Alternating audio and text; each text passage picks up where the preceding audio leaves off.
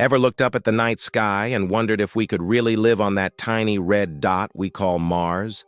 It's a dream that has captivated humanity for decades. But what would it actually take to survive and even thrive on the Martian surface? Let's dive in. First, let's get real about the challenges. Mars is not Earth's friendly cousin. It's a harsh, unforgiving world. The biggest hurdle? Radiation. Without a thick atmosphere or a global magnetic field like Earth's, Mars is constantly bombarded by solar flares and cosmic rays. Standing on the surface unprotected would be like standing next to a leaking nuclear reactor. Your cells would be shredded. It's a lethal dose of radiation that would make long-term survival impossible. Then there's the air, or lack thereof. The Martian atmosphere is incredibly thin, about 100 times less dense than ours, and it's mostly carbon dioxide. You couldn't just step outside and take a deep breath. And it's freezing. The average temperature is a bone-chilling -80 degrees Fahrenheit. Without a seriously advanced spacesuit or a heated habitat, you'd freeze solid in minutes. But wait, there's more. The Martian soil itself, this fine red dust that gets everywhere, is loaded with toxic chemicals called perchlorates. It's not just an irritant, it's a health hazard. Inhaling it or getting it into our water supply could cause serious thyroid problems and other long-term health issues. So even the ground we walk on is trying to get us. It's clear that just showing up with a tent and some camping gear isn't going to cut it. Mars is playing hard to get. So, how do we overcome these seemingly impossible odds? Well, humanity is pretty good at engineering solutions to big problems. The first and most popular idea is to go underground. Mars has these incredible natural structures called lava tubes. These are massive ancient caves formed by flowing lava billions of years ago. They are a perfect ready-made shelter. Living inside these tubes would provide natural shielding from that deadly radiation and offer a stable, more manageable temperature. We wouldn't have to build a giant radiation shield. Mars has already provided one. We'd essentially become a civilization of high-tech cave dwellers. Inside these subterranean habitats, we'd need to create our own little slice of Earth. This means bringing the air with us, or better yet, making it on-site. We'd need advanced atmospheric processors, machines that suck in the abundant Martian carbon dioxide and split it into breathable oxygen and other useful components like carbon, which can be used for manufacturing. This technology is already being tested, like the MOXIE experiment on the Perseverance rover, which has successfully produced oxygen from the Martian air. To make this sustainable, everything would have to be part of a closed-loop system. Think of it like a self-contained bubble of life. Every drop of water, from shower runoff to urine, would be recycled and purified. Every bit of waste would be repurposed or broken down to fertilize crops. We'd grow our own food in underground farms, likely using hydroponics or aeroponics, with powerful LED lights mimicking the sun. This would create a self-sustaining ecosystem where nothing is wasted, a perfect model of efficiency driven by sheer necessity. Living underground is a great start, but what about the grander vision? What about making Mars itself more Earth-like? This is the realm of terraforming, a concept that sounds like pure science fiction but is grounded in real scientific principles.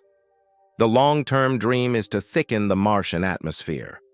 One way to do this would be to release massive amounts of greenhouse gases. We could build factories that pump out these gases, slowly warming the planet over centuries. As Mars warms, another incredible thing could happen. The polar ice caps, which contain vast amounts of frozen water and carbon dioxide, would begin to melt. This would release water vapor and more CO2 into the atmosphere, creating a runaway greenhouse effect that accelerates the warming process. This could eventually lead to liquid water flowing on the surface once again, and a much thicker, more protective atmosphere. But this is a project of monumental scale, taking hundreds, if not thousands, of years. We wouldn't be doing it for ourselves, but for distant future generations. The first biological steps would be introducing Earth's toughest life forms. We'd start with extremophiles, hardy microorganisms that can survive in extreme conditions, and then move on to pioneer plants like lichens and mosses. These organisms would start conditioning the soil, producing oxygen, and slowly, painstakingly, beginning the process of building a new biosphere from the ground up. It's a breathtaking, multi-generational endeavor to give Mars a living, breathing makeover. So, while future generations work on terraforming, what will the first Martian cities actually look like? The initial settlements will probably be a mix of clever engineering and resourcefulness. Instead of shipping heavy building materials from Earth, we'd use what's already on Mars. We could see inflatable habitats that are lightweight to transport and can be quickly expanded upon arrival. These would be covered by a thick layer of Martian soil, or regolith, packed on by robots to provide that crucial radiation shielding. We'd also see a lot of 3D printing.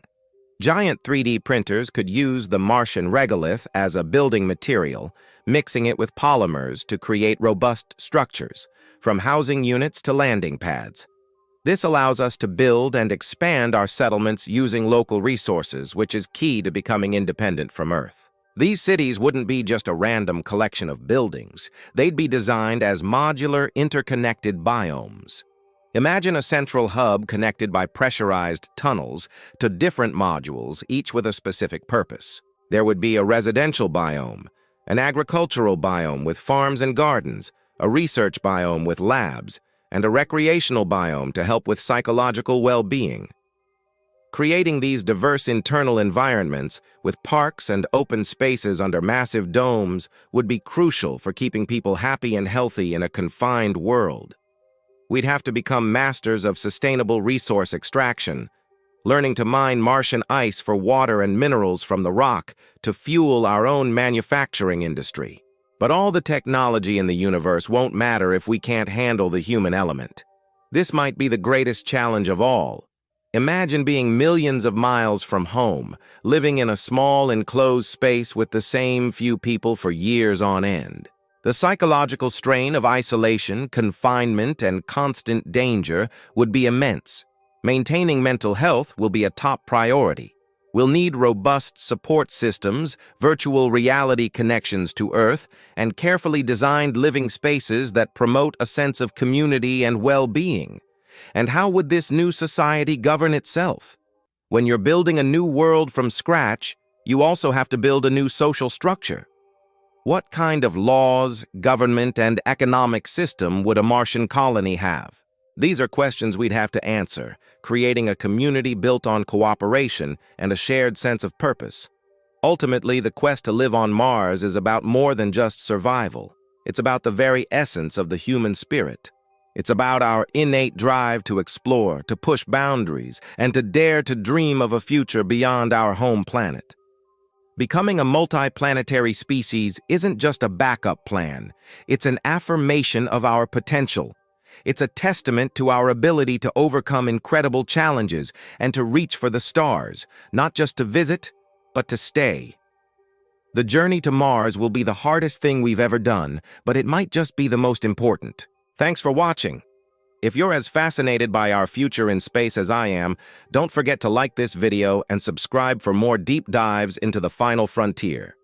See you next time, and until then, keep looking up.